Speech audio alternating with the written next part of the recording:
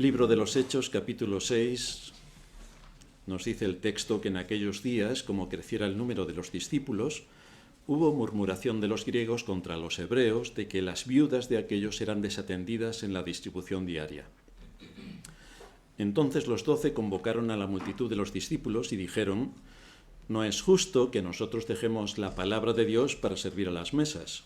Buscad, pues, hermanos, de entre vosotros a 7 varones de buen testimonio, llenos del Espíritu Santo y de sabiduría, a quienes encarguemos de este trabajo, y nosotros persistiremos en la oración y en el ministerio de la palabra».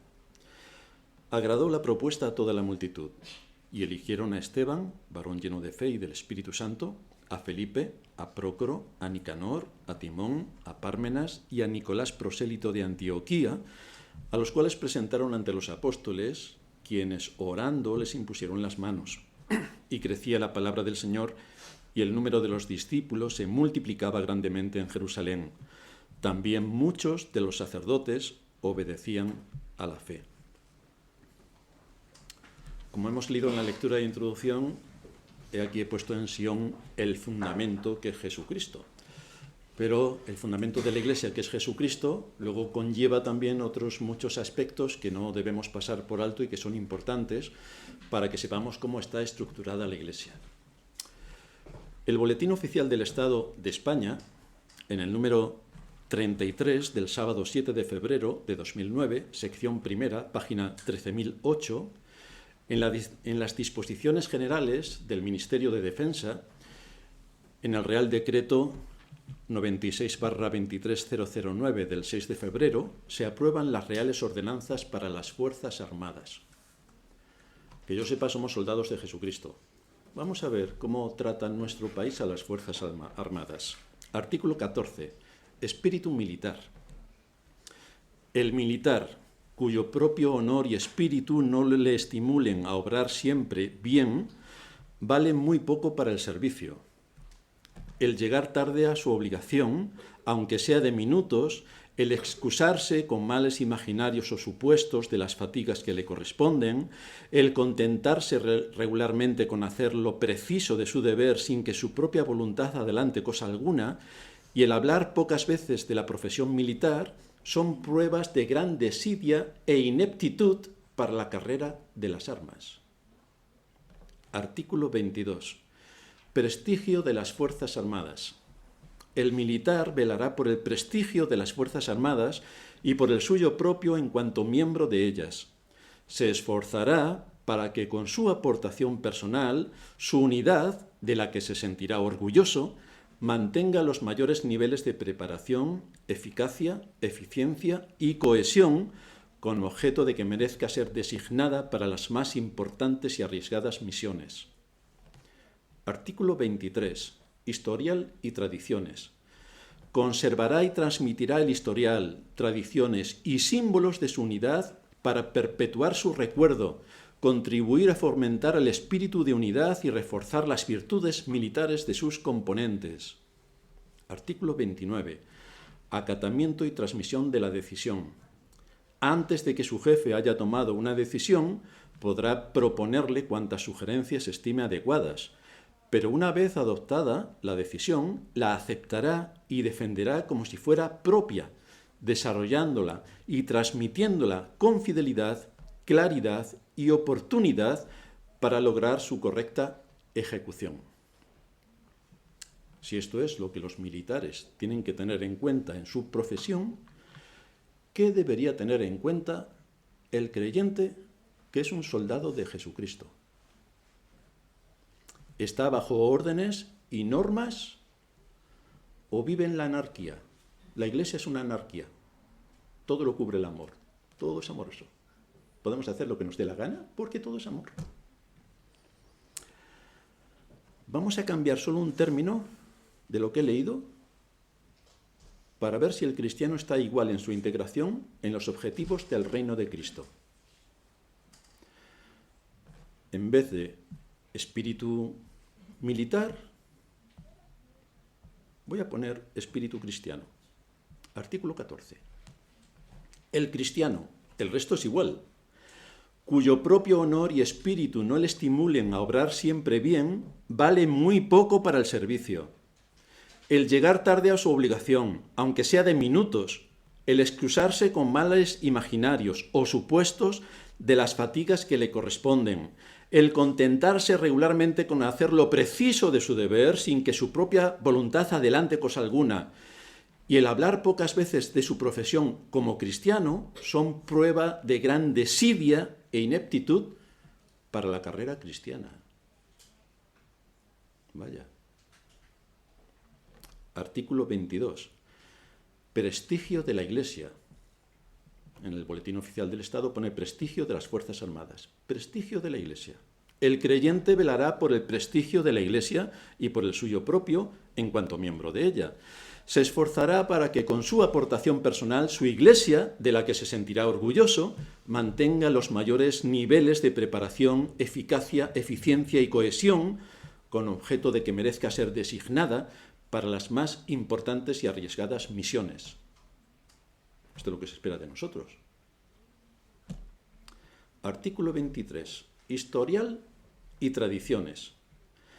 Conservará el creyente y transmitirá el historial, tradiciones y símbolos de su Iglesia para perpetuar su recuerdo, contribuir a fomentar el espíritu de unidad y reforzar las virtudes cristianas de sus componentes. Artículo 29. Acatamiento y transmisión de la decisión. Antes de que su pastor haya tomado una decisión, podrá proponerle cuantas sugerencias estime adecuadas, pero una vez adoptada la decisión, la aceptará y defenderá como si fuera suya propia, desarrollándola y transmitiéndola con fidelidad, claridad y oportunidad para lograr su correcta ejecución. Supongo que esto es lo que esperamos. Yo quiero un país que tenga estas fuerzas armadas con estos principios. Y en la Iglesia esto, ¿por qué no se da? O sea que resulta que los impíos tienen que darle lecciones a la Iglesia, porque la Iglesia está en babia.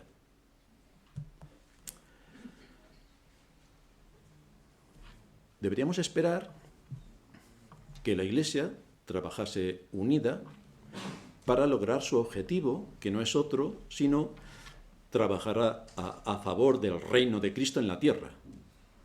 Ese sería nuestro objetivo. Lamentablemente, los que destruyen con saña este reino de Cristo son precisamente los que forman parte de la Iglesia. Estos son los que lo destruyen con saña. En la Escritura encontramos la estructura y organización de la Iglesia con todos los principios por los que podemos derivar sus enseñanzas para aplicarlas a cada una de las circunstancias por las que atravesamos. Esto es lo que hacemos en cuanto a los aspectos de orden respecto a la doctrina de la Iglesia, donde encontramos tanto la enseñanza específica como ejemplos prácticos que nos muestran las iglesias primitivas de cómo hay que actuar en las distintas áreas que nos competen en este mundo. Hoy veremos algunos aspectos de protocolo y organización que debe existir en cualquier iglesia. La iglesia no solamente somos iglesia de Cristo, amamos al Señor, ¡bien! ¡Hala! Nos vamos, ya está todo. No. Esto es de ser un ignorante superlativo y no saber lo que es una iglesia. Por eso estamos impartiendo la doctrina de la Iglesia. Hoy veremos algunos aspectos de protocolo y organización que deben existir en cualquier iglesia que se llame iglesia. Pero si la Iglesia no considera que está en una guerra, sino que está en un parque de atracciones, que debe ser buenista y simplona, es imposible que cumpla con su deber. Y además nos van a ayudar a ello hoy con los porrazos que nos están dando.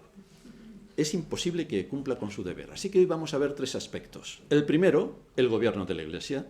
El segundo, los enemigos de la Iglesia. Y en tercer lugar, las defensas que tiene que tener la Iglesia. Vamos a ver entonces en primer lugar el gobierno. La palabra de Dios nos habla no solamente de quienes son gobernados, sino también de quienes gobiernan. Así lo afirmamos en nuestros estatutos. Allí decimos: la Iglesia sostiene que el Señor Jesucristo, para la edificación de su Iglesia, ha establecido oficiales para la predicación del Evangelio, la administración de las ordenanzas y el ejercicio de la disciplina necesaria de carácter puramente espiritual a fin de preservar la verdad, censurando o expulsando a los miembros que resulten escandalosos para el testimonio de la Escritura o que no se sometan a su gobierno de acuerdo a las reglas contenidas en la misma. La base fundamental de organización y gobierno de las iglesias reformadas y por tanto de la nuestra son los ancianos o pastores, los cuales gobiernan colegiadamente la iglesia con la autoridad espiritual que les confiere el Señor Jesucristo y con el consentimiento del mismo pueblo de Dios, que es quien los elige o quien los revoca. Así que esto es lo que mantiene la estructura de la iglesia, según lo que se desprenden de las enseñanzas de las Escrituras. Hay algunas responsabilidades que tienen asumida los que ejercen el oficio pastoral, pero no solamente es la predicación de la palabra, porque entonces tendríamos un predicador y ya está. El papel del pastor va mucho más allá. Es el gobierno. El pastor gobierna. Es su responsabilidad y son ellos quienes tienen que organizar todo lo que tiene que ver con la vida de la iglesia. Son ellos quienes organizan y convocan las reuniones de la iglesia. Por ejemplo, en el texto que hemos leído, en Hechos 6:2, se nos dice: entonces los 12 convocaron a la multitud de los discípulos. Esto es interesante que no lo pasemos por alto, porque se matiza que solo fueron convocados los discípulos. No todos, no toda la gente que estaba por allí viendo de qué se podría aprovechar. No, solo los discípulos, era restringido. Las reuniones de la Iglesia son un privilegio para los miembros y es competencia del gobierno de la Iglesia convocar tantas reuniones como estime conveniente, por el bien de la Iglesia y para aspectos organizativos. No es la Iglesia quien convoca las reuniones, no. No es ni siquiera un miembro que dice, pues yo quiero que haya una reunión de Iglesia, porque yo lo digo. Pues no, queridos hermanos. No tiene poder para hacer eso. La Escritura no se lo concede.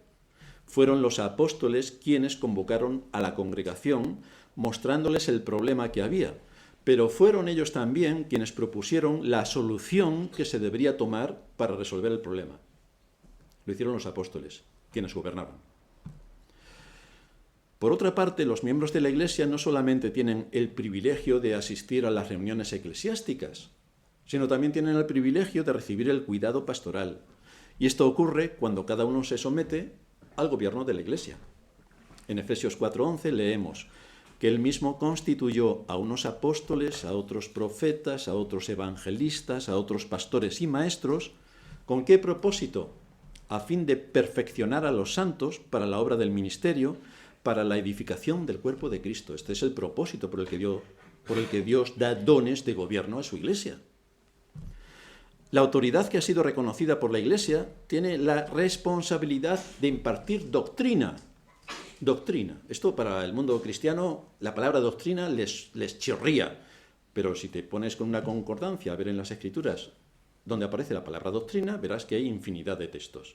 Pues el pastor está obligado a predicar la doctrina, para alimentar a la congregación y para guiar a la Iglesia, a fin de que los miembros vayan adquiriendo el conocimiento y que puedan crecer en orden para defender la fe y para defender la verdad. Este es el propósito, impartir doctrina. El pastor tiene la responsabilidad también de supervisar la grey, de manera que si detecta que alguien altera la paz de la Iglesia y la pone en peligro, entonces va a tener que tomar medidas para proteger a la Iglesia de quien está alterando su unidad y su paz. Cuando actúe de esta manera, algunos, esa es mi experiencia, algunos le acusarán de falta de amor, que poco amor tiene, que ha habido un motín y resulta que disciplina a los del motín. Vaya. Es decir, mi experiencia, no reprenderán al que tiene un espíritu murmurador y divisor, no, sino que se quejarán contra el pastor.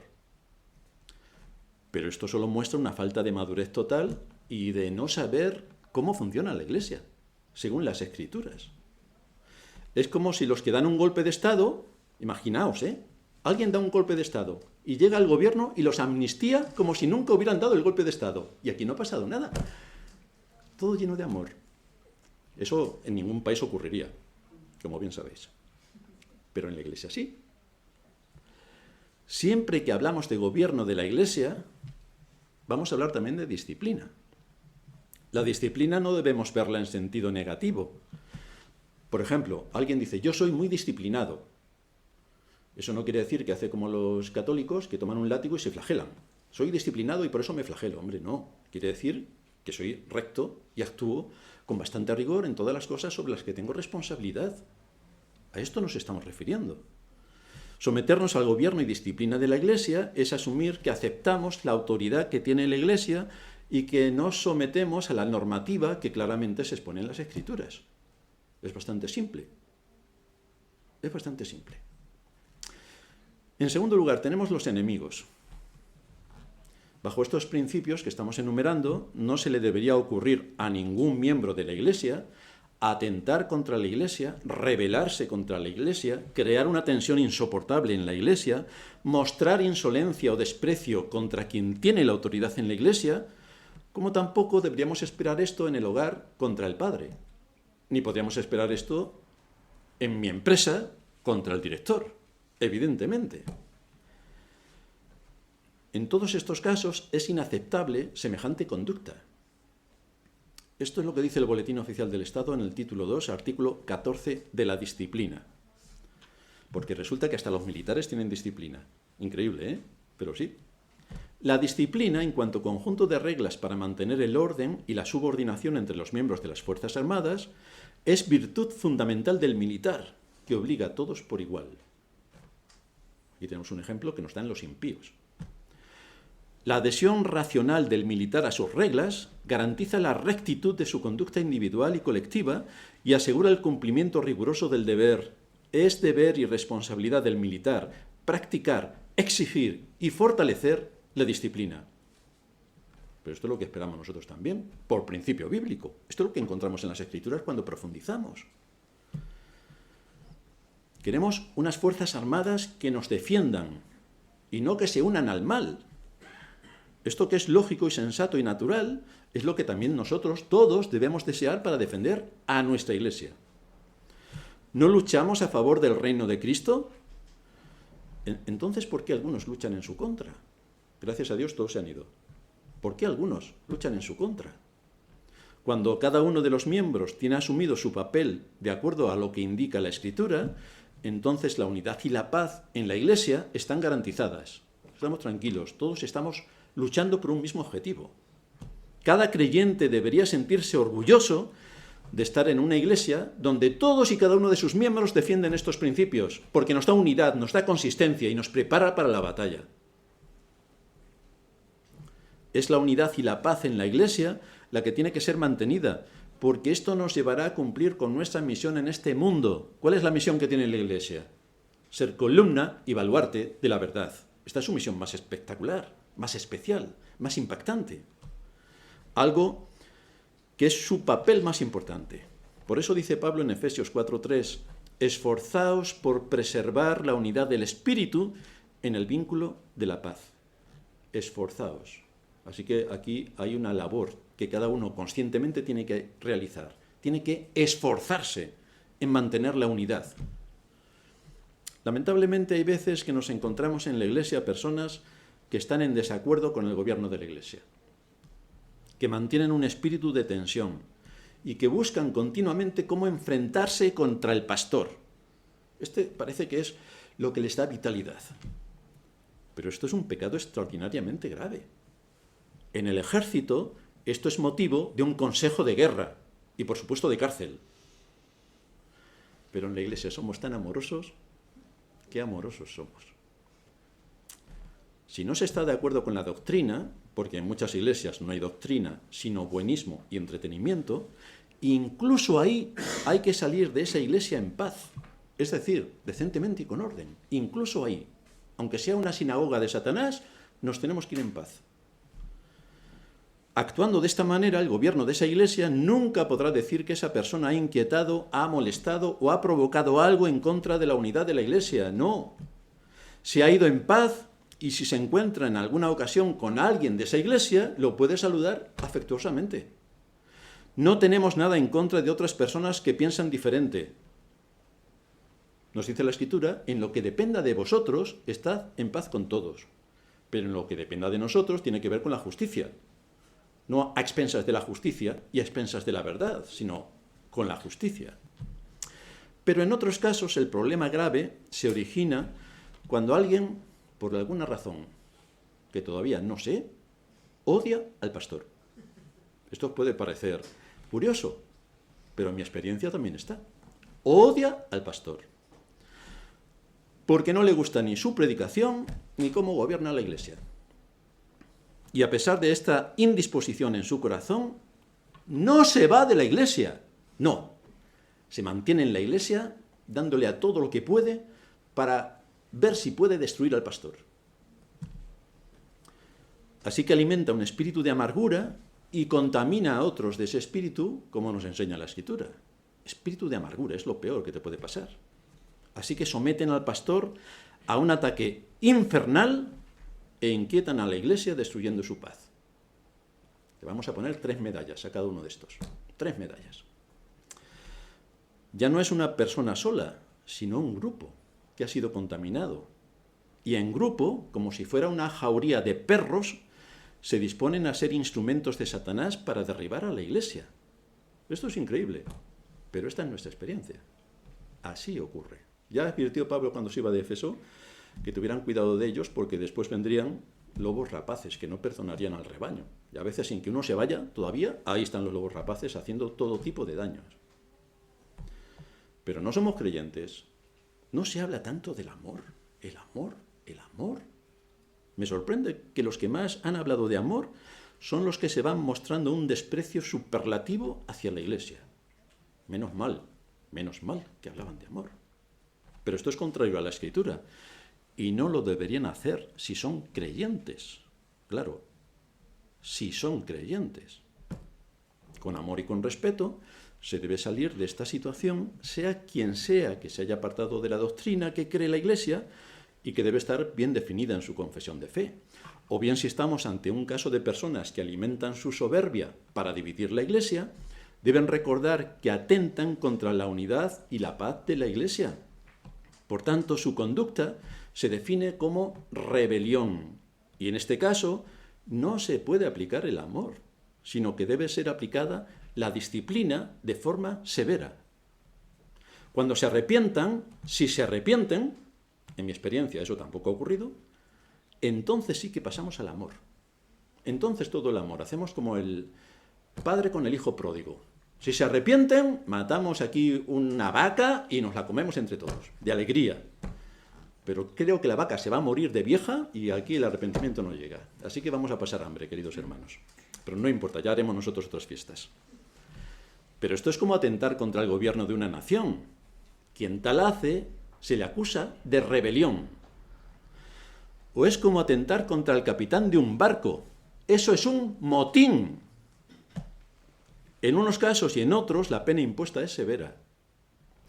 Así que cuando caiga la pena, que a nadie de los que están en la Iglesia se le ocurra hablar de este tipo de personas como pobrecitos. Pobrecitos. Es que no se le debería haber aplicado la disciplina de esta manera, sino con mucho amor. Hay que tener amor, pero hay que tener amor contra los rebeldes. El amor se basa en la verdad y en la justicia. Y si hay arrepentimiento, entonces se aplica el amor. Pero si hay saña e intención de incrementar el daño, entonces la Iglesia debe usar todos sus recursos para defenderse de un lobo, de un rebelde, de un traidor o de una jauría de perros rabiosos. La Iglesia tiene que defenderse. La Iglesia es una institución viva con una estructura tanto de gobierno como de orden. Y el orden lo aprendemos en las Escrituras. Dios es un Dios de orden. Isaías nos recuerda, de parte del Señor, que incluso para obtener los beneficios de la tierra es necesario el orden. Lo leíamos en el texto de introducción, Isaías 28-26. Porque su Dios le instruye y le enseña lo recto. Y esto de lo recto, ¿cómo es que le enseña lo recto? Referido a temas agrícolas. Queridos hermanos, Dios enseña lo recto en todos los ámbitos, incluidos los agrícolas. Que el eneldo no se trilla con trillo, ni sobre el comino se pasa rueda de carreta, sino que con un palo se sacude el eneldo y el comino con una vara. Hay un proceso específico que Dios enseña para actuar rectamente, incluso en esos ámbitos. También esto, dice el versículo 29 de Isaías 28, también esto salió de Jehová de los ejércitos, para hacer maravilloso el consejo y engrandecer la sabiduría. Y todo está enfocado desde los principios de justicia. Dios nos ha dado pastores para que nos enseñen a fin de que el cuerpo de Cristo, que es la iglesia local, se desarrolle y se beneficie de aquello que Dios ha establecido, de tal manera que haya una coordinación entre los que gobiernan y los que son gobernados.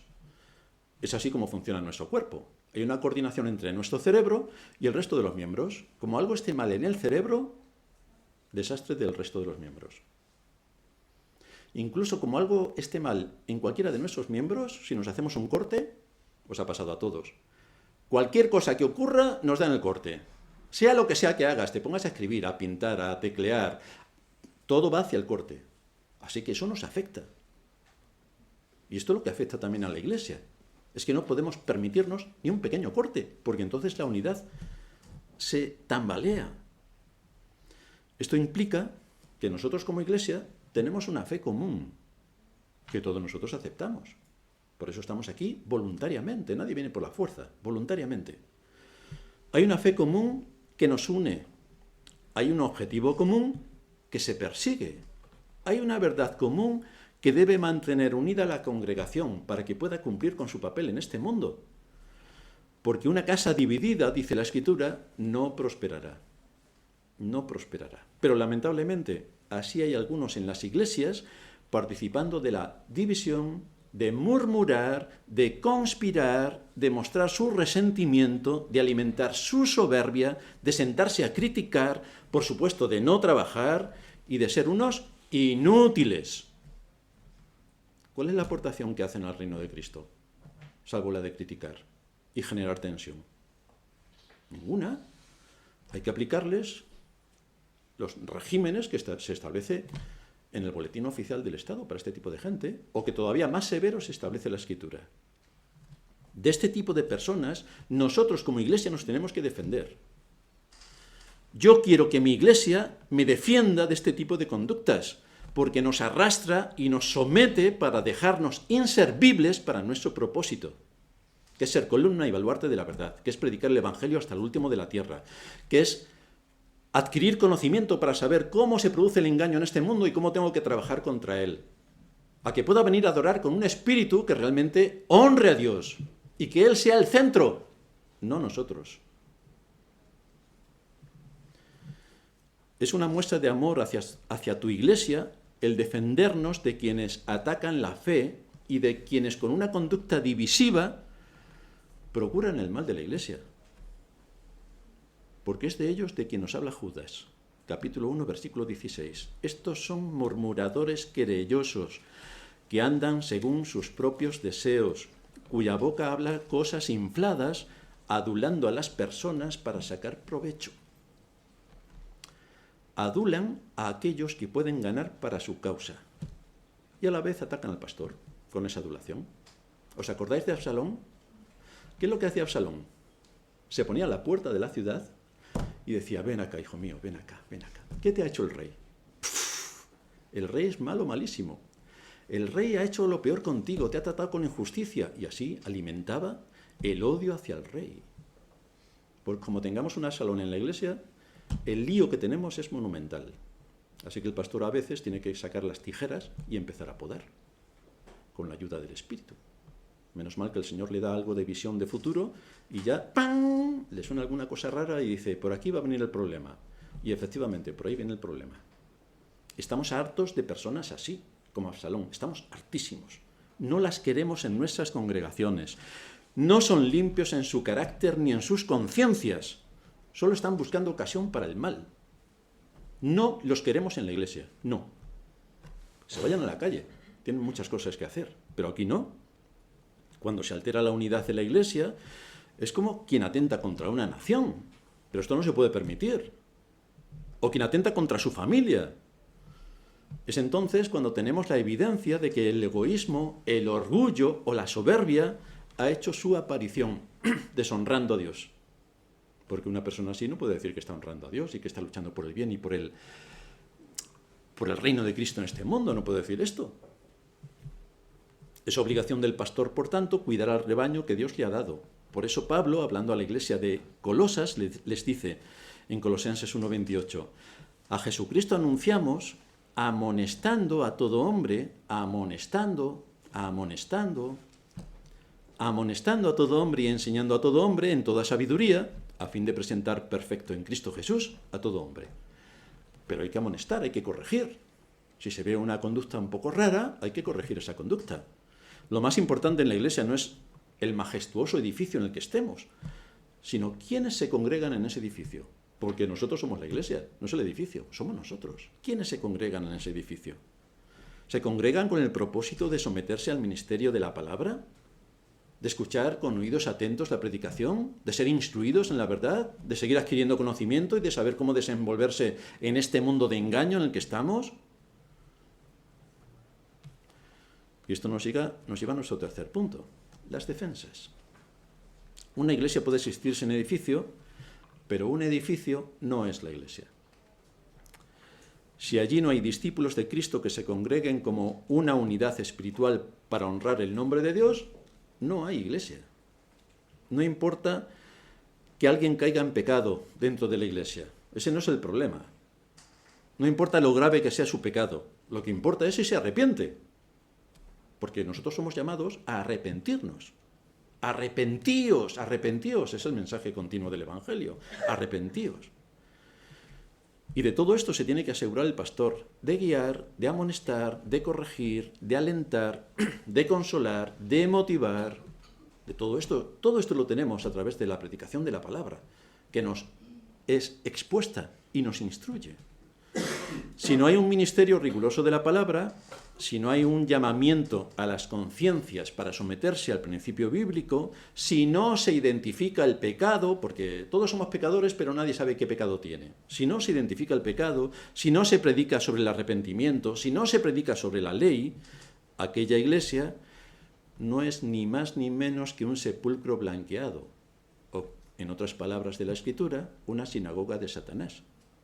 Porque allí no se están tratando los temas cruciales que se tienen que tratar desde el púlpito. Es el propósito de la predicación moldear las conciencias de acuerdo a la Escritura. No es dejarse arrastrar por la cultura, sino afrontar los medios de manipulación de la cultura para defendernos de ella. Así que una buena enseñanza apela siempre a la conciencia para andar bajo el temor del Señor. Una buena enseñanza siempre nos va a llevar a esto. Por otra parte, la Iglesia no es una institución de bienestar social. No, esto es lo que generalmente ocurre en las iglesias. Pero la Iglesia, según la Escritura, no es una institución de bienestar social. No es su propósito promover ayudas al tercer mundo. No, tampoco es una ONG que recibe ayudas del gobierno para luego decir, mira, lo que estamos haciendo en el barrio, con las ayudas del gobierno. Vamos, es un mérito espectacular. No está buscando las subvenciones del gobierno para atender a los marginados y así parecer como que hace.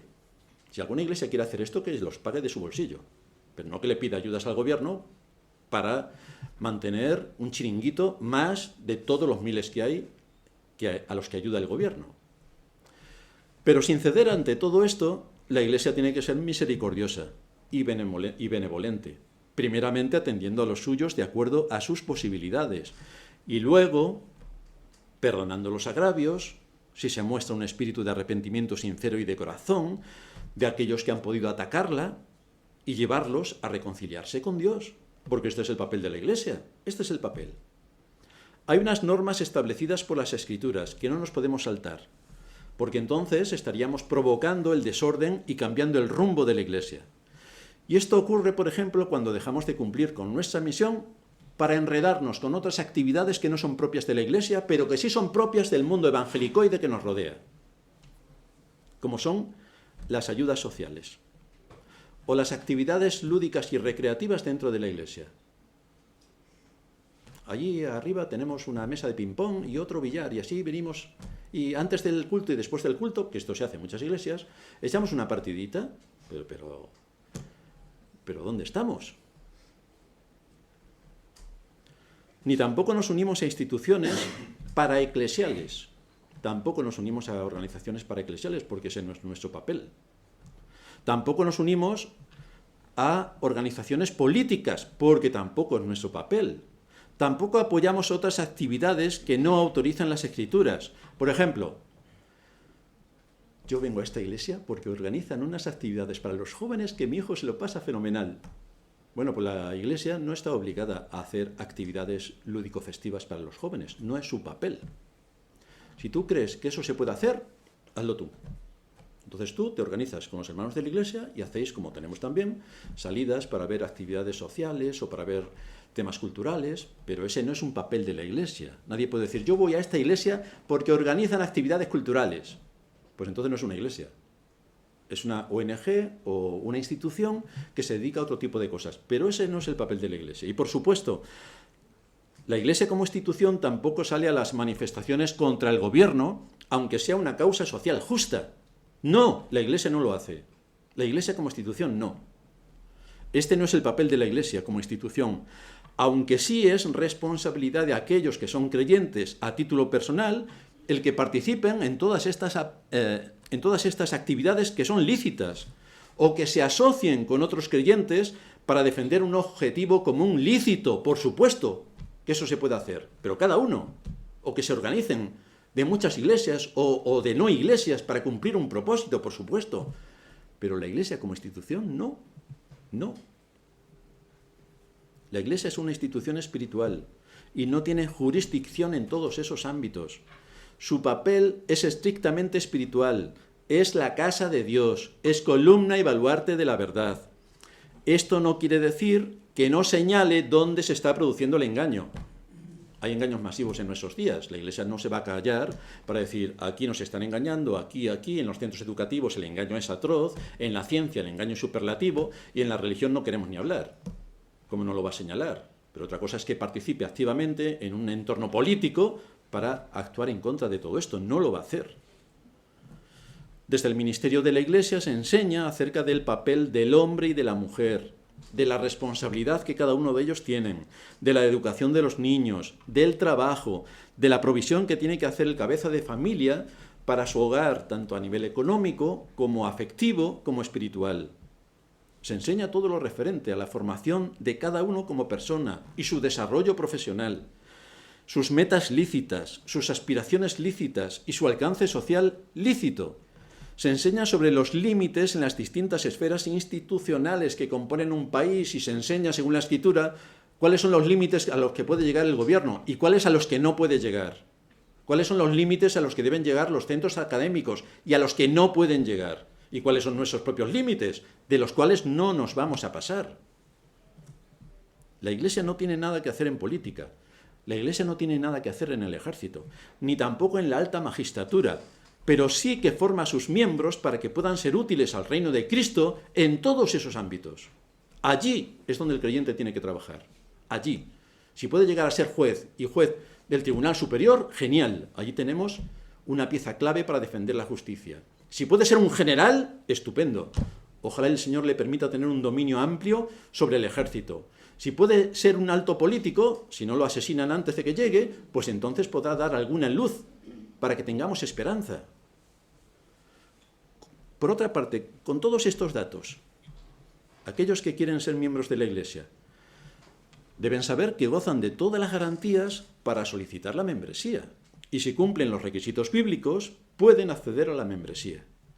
De esta manera, los que ya son miembros saben que habrá rigor en la admisión de los miembros. No vamos a admitir a cualquiera, aunque nos hemos equivocado en el pasado. Nadie es perfecto. Pero parecía que eran personas creyentes, iba a decir. Los que ya son miembros saben que habrá rigor en la admisión de miembros y que no se pondrá en peligro la paz ni la unidad de la Iglesia. Este no es su objetivo.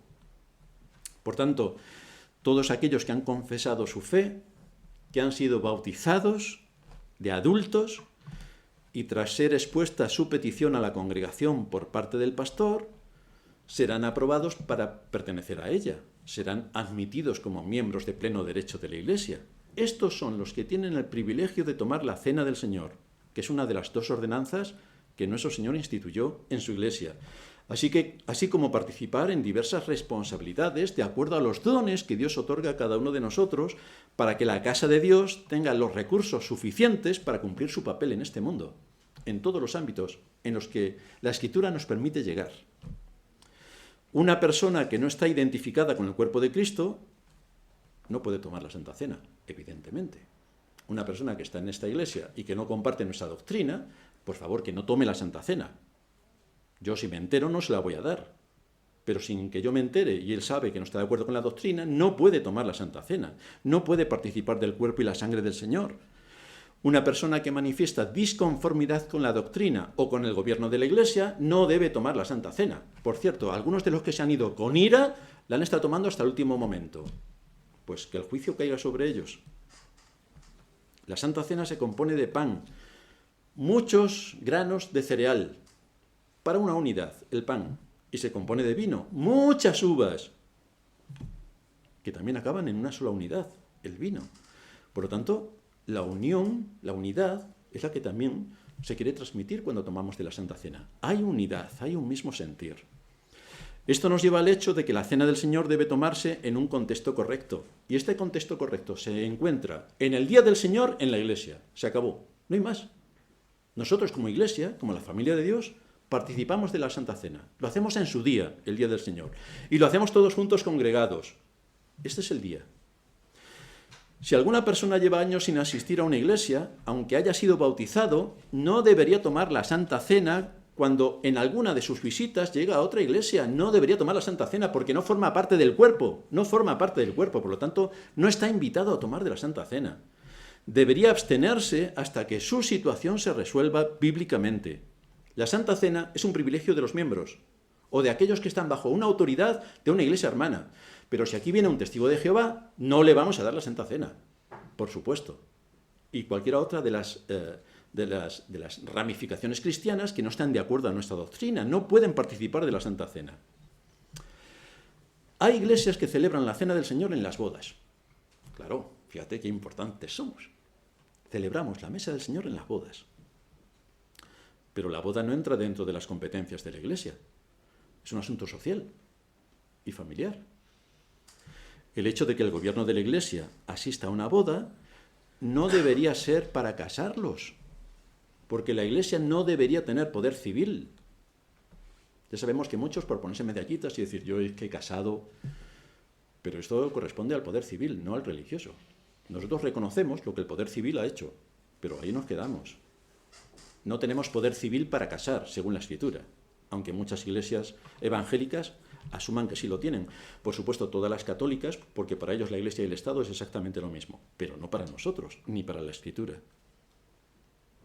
Una boda no es una responsabilidad de la Iglesia, por lo tanto es inaceptable que se pueda tomar la Santa Cena en un acto que corresponde a un evento que nada tiene que ver con la Iglesia, porque la boda no es una ordenanza, no es una ordenanza. Ni la Santa Cena es una ordenanza instituida para celebrar un acto social como es una boda, sino que es para la Iglesia reunida en el día del Señor, donde Cristo es el centro, no los novios, no los novios. Por supuesto, el domingo no es el día para que un cristiano celebre su boda, despojando a Dios de su día para que sea su día. Esto es una profanación absoluta del cuarto mandamiento. Pero ahí tenemos a la cristiandad, que para darse más importancia y decir que son cristianos, despojan a Dios de su día para que sea el día de ellos. No sé si se puede profanar mayormente el día del Señor, pero desde luego que sí que lo hacen. De la misma manera, el bautismo no es un acto social. La boda es un acto social, pero el bautismo no. No, hermanos, no es un acto social. No es un acontecimiento para invitar a nuestros amigos, a nuestros vecinos, a nuestros parientes que no son cristianos. No, es un acto de la Iglesia.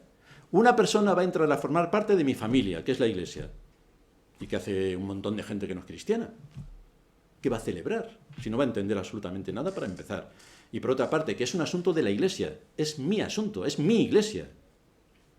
Por supuesto, si quiero invitar a alguien, lo puedo hacer. Pero ¿por qué no lo invitas un domingo? O todos los domingos. ¿Por qué no lo invitas a un culto de oración? ¿Por qué lo vas a invitar a tu bautismo? Que es un acto que tiene que ver con algo íntimo de la Iglesia.